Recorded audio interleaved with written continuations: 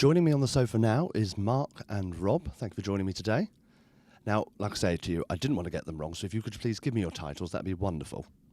So I'm Major General Mark Armstrong. I'm a Deputy Lieutenant in the County of Worcestershire. I'm Wing Commander Rob Williams. I'm the Air Regional Employment Engagement Officer for the West Midlands. And this is why I didn't try to say them. So thank you both for joining me today. Obviously, we're here to celebrate the signing of the Armed Forces Covenant with new employers here in the area, so it's wonderful to see. Firstly, I want to know your thoughts on the Covenant, why it's so important that employers sign up to it, why it's so important to those in the Armed Forces community that employers sign up for it. I think there's a requirement for the members of the Armed Forces who are currently serving and those who have recently retired from the service as veterans to understand what the Covenant is all about. So some education from our point. And secondly, from an employer's perspective, it's how do we go outside and ensure that we recognise the importance of what the Covenant stands for in terms of supporting our veterans, their families, the spouses thereof, cadet forces adult volunteers, and any other aspects that will bring benefits, mutual benefits to the employer and the veteran. Oh, yeah, I think highlighting there the mutual benefits side of it. If you've got stuff to add there, Mark. Yeah, I would add that the Armed Forces Covenant isn't about giving an advantage to service personnel serving or who has left, but just to make sure that they're not disadvantaged, particularly around families. The services medical, for example, whilst I was serving, they would give me dental treatment.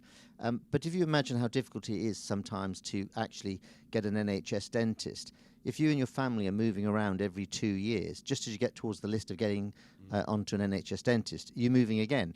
So it's just about making sure that there's no disadvantage to Army life.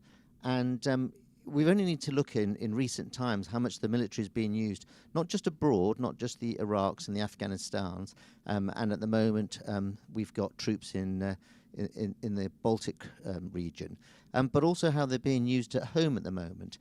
Service men and women put a huge amount into the community, and this is just about the community recognising what they're doing and making sure that they're not disadvantaged as a result.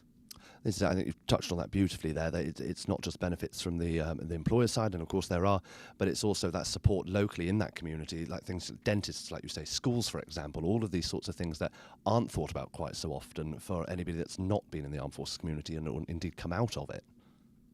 Yeah, absolutely, all of those things. And then also about promoting service leavers and the amazing skills that they have.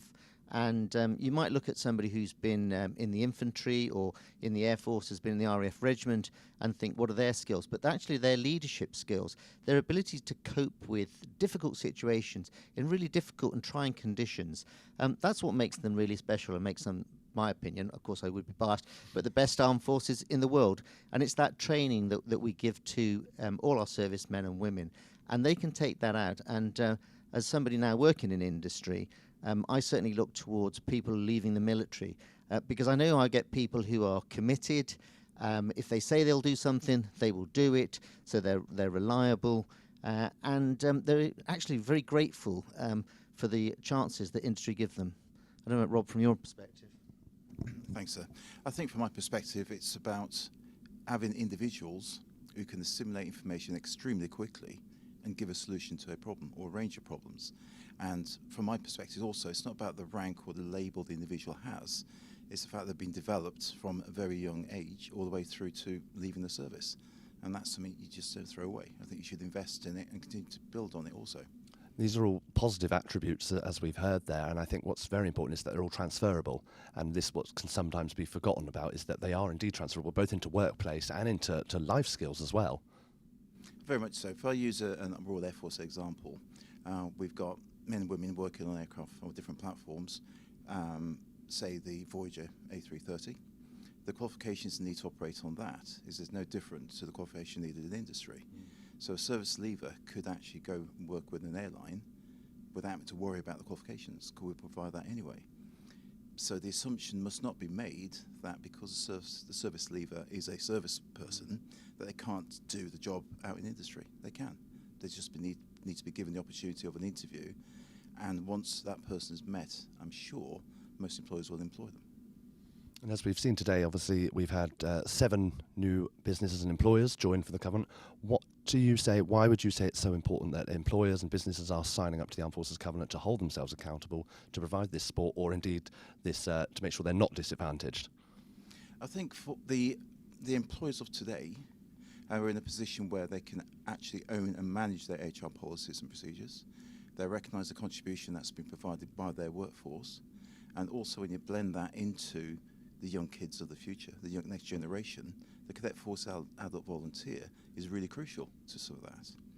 But also, if a reservist needs 2 weeks off to be trained or refreshed, or indeed to be competent, and they've got the assurance of knowing they'll be paid annual leave for that, it's an added incentive. That being said, some of our reservists will go anyway and go unpaid. But it's about how do you attract the right individuals for a business, the right individuals for the reserve community, and the right individuals who are ex-service personnel who want to continue to contribute to both sides of the argument, that being the employer and the defence. Yeah, and Rob picks up the third part there. So we've talked about the service personnel leaving, we've talked about their families, and then it's the reserve aspect.